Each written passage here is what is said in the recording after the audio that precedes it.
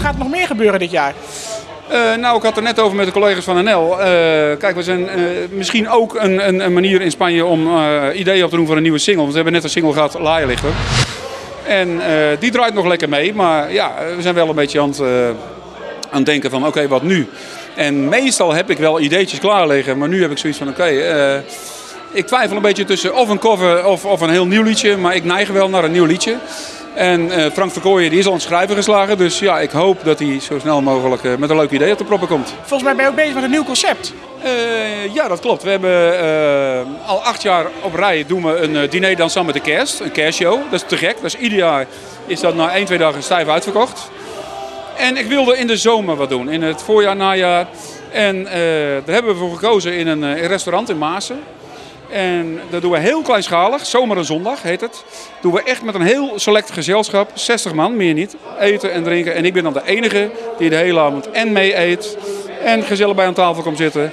En de hele avond gezellig zingt. Dus dat is hartstikke leuk. We hebben 2 weken geleden de eerste gehad. Het was heel gezellig, dus we hebben de volgende er alweer aangeplakt. Die staat gepland in september. Mijn opzet was om het een heel knus iets te maken. Het is ook een hele leuke locatie. 60 man, daar zit het ook vol.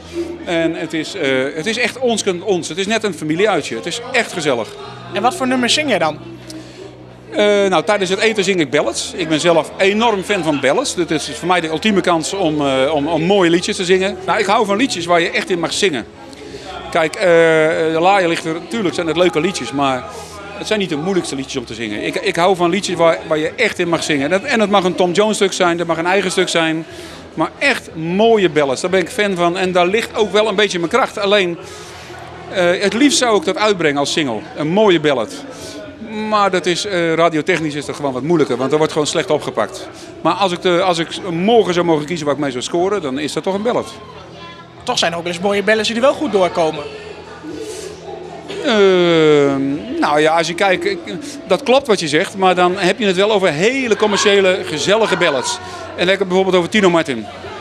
Nou, die kan dat als de beste. Fantastische stem, die jongen, dat meen ik echt. En ja, dat zijn gewoon de juiste liedjes. Dus het is mooi als je mooi kan zingen, maar je moet ook nog eens een keer het juiste liedje hebben. Het moet allemaal wel kloppen. En wat dat betreft heeft hij het goed voor elkaar.